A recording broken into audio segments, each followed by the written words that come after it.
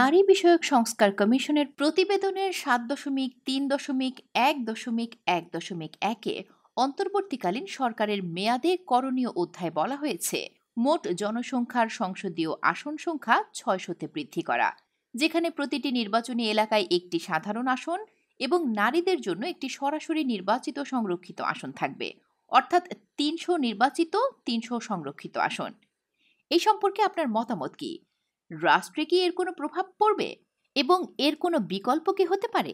এখানে কিন্তু তাদের দুটো প্রস্তাবনা, একটা হচ্ছে ৩০০ আসনকে ৬০০ করা। এটা কিন্তু মানে একটা অনেক বড় একটা বিষয়, যেটা পার্লামেন্টের সদস্য মানে পদ বৃদ্ধি, এটা অনেক বড় একটা বিষয়। আরেকটা হচ্ছে ওই ৩০০ পদে তারা শুধু নারীদের জন্য চাচ্ছেন, তাই তো?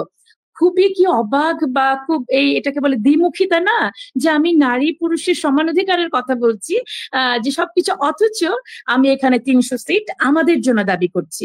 এখানে কিন্তু তাদের সততা নিয়ে প্রশ্ন জাগে যে অন্য কোনো উদ্দেশ্যে তারা এটি করছেন। সেকেন্ড, যেরকম কি তার মানে হচ্ছে যে তারা যৌতুকের বিরোধিতা মানে করেন, কিন্তু তারা মানে দেনমোহরটার কিন্তু বিরোধিতা করেন না। আমাদের এই জায়গাগুলো একটু খেয়াল করতে হবে, যে আমরা এই যে পলিটিক্যাল এম্পাওয়ারমেন্ট বলছে এটাকে, তাই তো, যে এই আসনগুলো বাড়লে নারীদের পলিটিক্যালি এম্পাওয়ার্ড হবে। আসলে ৩০০ থেকে ৬০০ হলে বা ১০০ থেকে ২০০ হলে নারীর সংখ্যা, এটাকে বলে কোয়ান্টিটি যে ডেভেলপমেন্ট, সংখ্যাগত উন্নয়ন। কোয়ালিটি ডেভেলপমেন্ট হলো কিনা, এটা হচ্ছে মূল বিষয়। যে আমাদের আগে যারা ছিলেন, আমি যদি বলি যে ধরেন মমতাজ, টিভি স্টার, এই যে সুবর্ণা, শমিকা স্যার, তারা ছিলেন। এখন এদের সংখ্যা যদি আমি আরো বাড়াই, আমার হয়তো কোয়ান্টিটি বাড়বে, কোয়ালিটিগত আমার উন্নয়নটা কি হলো? তাহলে আসলে আমরা কি বুঝতে পারছি? দেখেন, এরশাদ আমলে যখন সংরক্ষিত আসনের শুরুটা হলো, কি বলা হয়েছিল জানেন? যে এরা হচ্ছে পার্লামেন্টের অলংকার, শোভা বৃদ্ধি করবে। নারীরা কি যুগে যুগে তাই করে যাবে, আর আমরা নারী হয়েছি একই রকম প্রস্তাবনা দিব?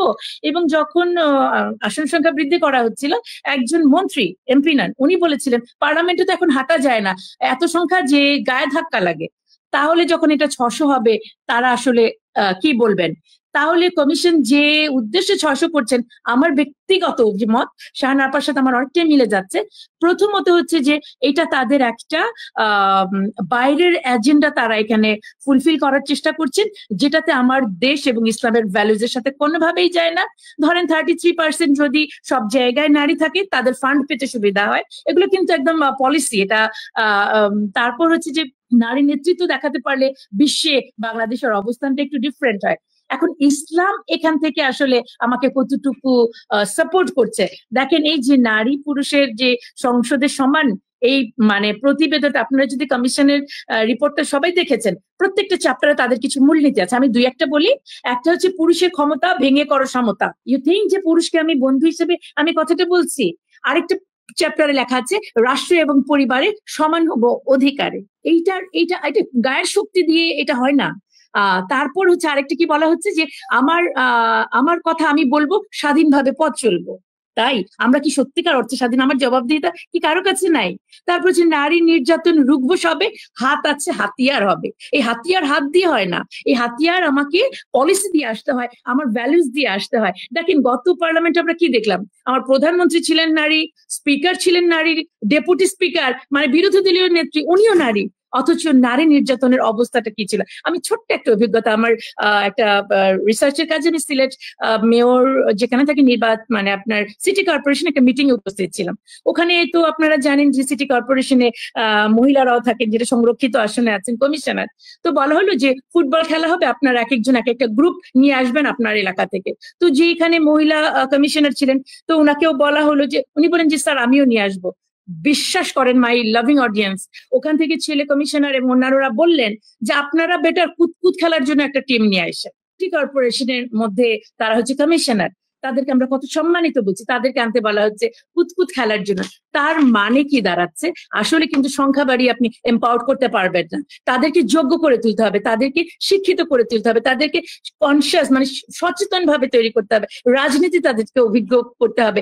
তাহলেই কিন্তু সত্যিকার অর্থে ক্ষমতায়নের যে বিষয়টা, তাহলে শুধুমাত্র ক্যাপসুলের মতো আসলো, নারী ঘর থেকে বেরিয়ে চাকরি করে 2 পয়সা কামাই করে ভাবলো যে সে এম্পাওয়ার্ড হয়েছে।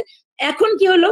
আপনাকে কামাই করতে নামালো, এখন মেরিটাল রেপ শিখালো, সম্পত্তিতে সমান অধিকার শিখালো।